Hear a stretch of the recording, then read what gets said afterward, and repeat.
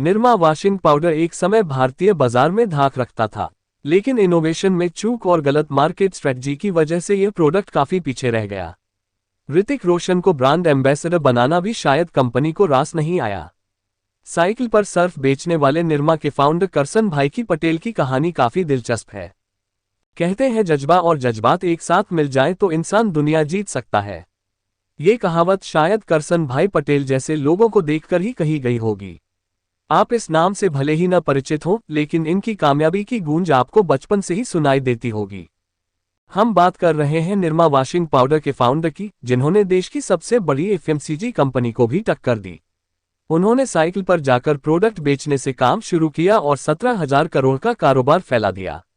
लेकिन ऐसा क्या हुआ कि कंपनी की पहचान माना जाने वाला प्रोडक्ट निरमा वॉशिंग पाउडर अब कहीं देखने को भी नहीं मिलता है। उसकी जगह नए आए उत्पादों ने ले ली है। कभी डिटर्जेंट पाउडर बाजार के 60% पर कब्जा रखने वाले प्रोडक्ट अब सिमटकर 6% पर आ गया है। गुजरात से शुरू हुई कंपनी निरमा वॉशिंग पाउडर की नींव पूरी तरह जज्बा और जज्बात पर रखी गई। गुजरात के मेहसाना जिले में एक किसान परिवार से ताल्लुक रखने वाले करसन भाई पटेल शुरू से ही कुछ करना चाहते थे। पढ़ाई पूरी कर उन्होंने अहमदाबाद में लैब टेक्नीशियन की नौकरी की, लेकिन जल्द ही उन्हें गुजरात सरकार के खनन एवं भूविज्ञान विभाग में सरकारी जॉब मिल गई। सरकारी नौकरी के बावजूद करसन भाई के मन में कुछ अलग करने का जज्बा था और तभी उनकी जिंदगी में भूचाल आया। उनकी बेटी निरुपमा अचानक एक हादसे में चल बसी। अचानक हुए इस हादसे ने उन्हें तोड़ दिया। वे चाहते थे कि उनकी बिटिया पूरी दुनिया में नाम कमाए, लेकिन अब ऐसा संभव नहीं था। इसी जज्बात को उन्होंने जज्बा बना लिया और बिटिया के नाम से ही डिटर्जेंट प्रोडक्ट बनाना शुरू किया। शुरू हुआ करसन भाई का कारनामा। करसन भाई ने निरमा के नाम से प्रोडक्ट बनाना तो शुरू कर दिया, लेकिन बाजार में मौजूद HUL जैसी बड़ी कंपनियों से मुकाबला लेना कठिन था। इसके लिए उन्होंने नई नई स्ट्रेटजी अपनाई। हर पैकेट पर लिखना शुरू किया, कपड़े साफ नहीं तो पैसा वापस। बस फिर क्या था, लोगों ने खरीदना शुरू किया और क्वालिटी प्रोडक्ट ने भरोसा जगाना। देखते ही देखते उनके प्रोडक्ट की मांग बढ़ने लगी। कारोबार बढ़ता देख करसन भाई ने सरकारी नौकरी छोड़ दी, पूरा ध्यान बाजार पर देने लगे। अनोखी मार्केट स्ट्रेटजी का कमाल। करसन भाई शुरुआत से ही अपने प्रोडक्ट को लोगों तक पहुंचाने के लिए अजब गजब आइडिया निकालते थे। उन्होंने अपनी फैक्ट्री में काम करने वाले कर्मियों से कहा कि उनकी पत्नियां दुकानों पर जाकर रोज निरमा वॉशिंग पाउडर मांगे। इससे दुकानदारों के पास इस प्रोडक्ट की मांग आने लगी और उसकी बिक्री बढ़ गई। खासकर मिडिल क्लास को टारगेट करने वाला ये प्रोडक्ट अपने विज्ञापन के लिए भी जाना जाता है। सबकी पसंद निरमा जैसे विज्ञापनों को घर घर में पसंद किया जाने लगा। निरमा गर्ल ने भी इस प्रोडक्ट को काफी फेमस कराया। साल 2010 तक निरमा की मार्केट हिस्सेदारी करीब 60% पहुंच गई थी। फिर होने लगा गलती से मिस्टेक। 2005 तक आते आते निरमा एक ब्रांड कंपनी बन चुकी थी और शेयर बाजार में लिस्टेड भी हो गई। कंपनी ने वॉशिंग पाउडर फील्ड में प्रतिस्पर्धा बढ़ती देख अन्य क्षेत्रों में भी निवेश करना शुरू कर दिया। सीमेंट कंपनी बनाई, जो देश में 5वें नंबर पर है। निरमा यूनिवर्सिटी और केमिकल का कारोबार भी शुरू किया। इससे पारंपरिक प्रोडक्ट वॉशिंग पाउडर से ध्यान हटने लगा। प्रोडक्ट में इनोवेशन न होने की वजह से वह मार्केट में आने वाले प्रोडक्ट का सामना नहीं कर सका। विज्ञापन में भी हो गई गलती। खासकर महिलाओं को टारगेट करके विज्ञापन दिखाने वाली कंपनी को क्या सूझा कि इनोवेशन के नाम पर महिला की जगह पुरुष से कपड़े धुलवाने शुरू कर दिए। मसलन कभी हेमा मालिनी सहित बॉलीवुड की 4 दिग्गज अदाकाराओं को लेकर विज्ञापन कराने वाली निरमा ने इस बार ऋतिक रोशन को अपना ब्रांड एम्बेसडर बनाया। इस चूक से उनका प्रोडक्ट महिलाओं से कनेक्ट नहीं हो पाया और बाजार से आउट होता गया। इसकी हिस्सेदारी 60% से गिरकर करीब 6% तक आ चुकी है। हालांकि एक कंपनी के तौर पर निरमा आज भी मूल्यवान ब्रांड है।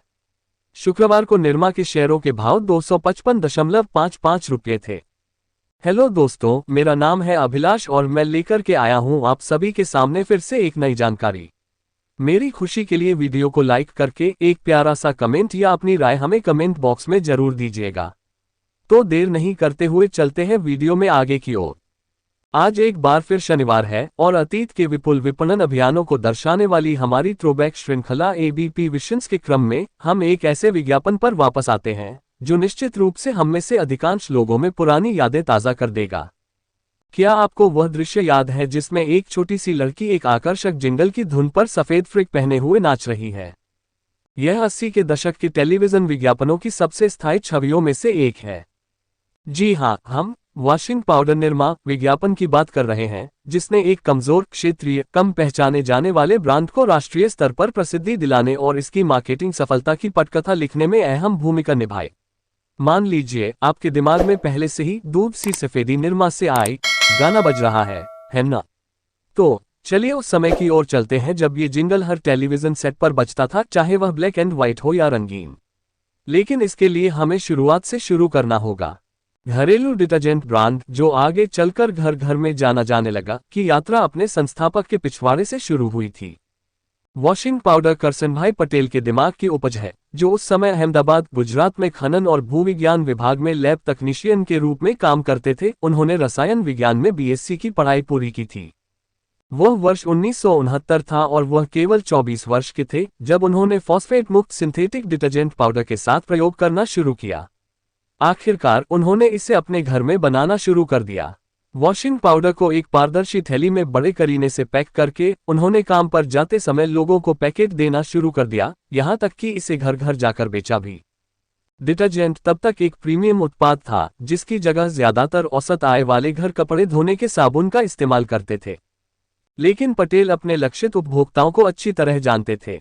आम लोगों तक पहुंचने के लिए उत्पाद की कीमत कम रखी गई और लक्षित समूह को आकर्षित करने के लिए किसी भी तरह की आकर्षक पैकेजिंग के बिना पेश किया गया।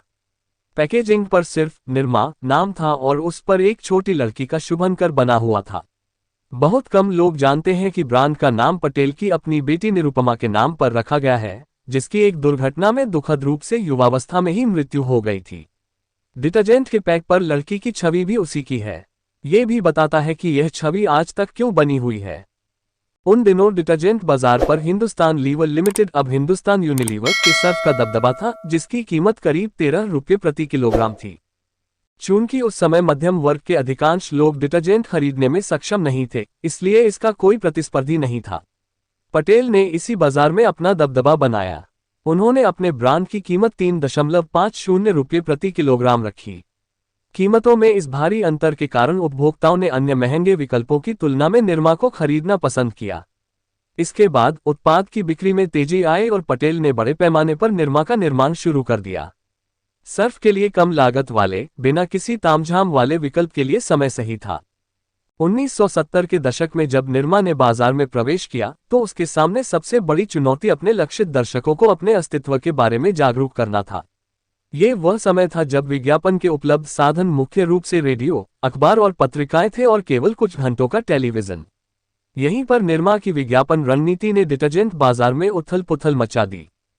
करसनभाई पटेल ने पूर्णिमा एडवर्टाइजिंग एजेंसी के साथ मिलकर एक आकर्षक विज्ञापन बनाया, जो उत्पाद को बढ़ावा देगा, ब्रांड जागरूकता पैदा करेगा और निश्चित रूप से बिक्री को बढ़ावा देगा।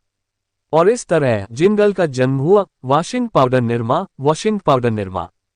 ये पहली बार 1975 में रेडियो पर प्रसारित हुआ और हिट रहा। इसके बाद पटेल ने टीवी विज्ञापनों के बढ़ते दायरे को देखते हुए टीवी विज्ञापन पर भी हाथ आजमाया। और बाकी, जैसा कि वे कहते हैं, इतिहास है।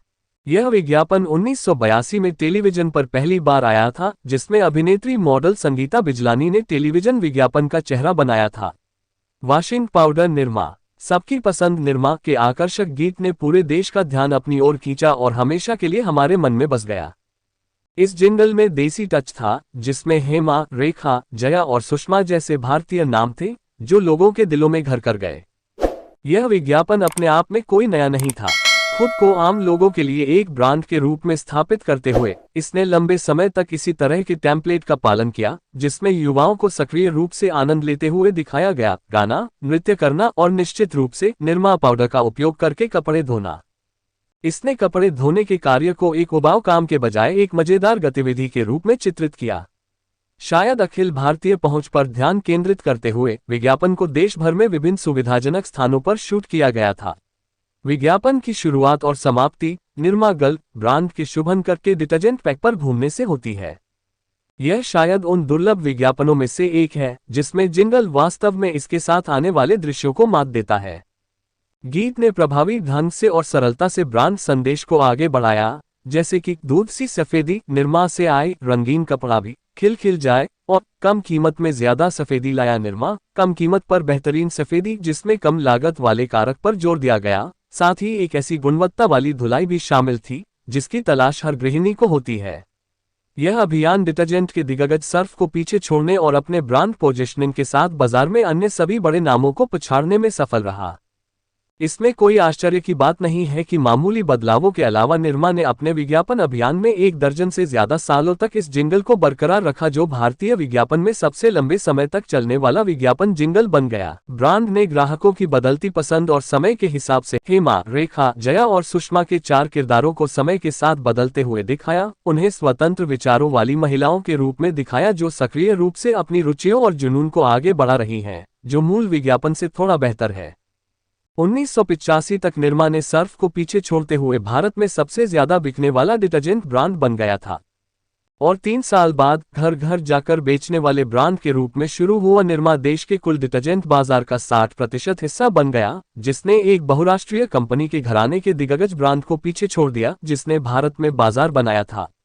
साथ ही इसने HLL के मार्केटिंग दिग्गजों को ऑपरेशन स्टिंग के लिए एक साथ आने के लिए मजबूर कर दिया, जिसका मतलब था मानो या न मानो निरमा के विकास को रोकने की रणनीति। ये डेविड बनाम गोलियत का एक क्लासिक मामला था जो प्रबंधन केस स्टडी बनने के योग्य है, जहां विज्ञापन ने अंडरडॉग की जीत की पटकथा लिखने में मदद की। निरमा का विज्ञापन उस समय के बाजार के अग्रणी को चुनौती देने के लिए भारतीय विज्ञापन के इतिहास में दर्ज हो गया। दोस्तों, हमारा आपसे अनुरोध है वीडियो को वायरल करना न भूलें। धन्यवाद।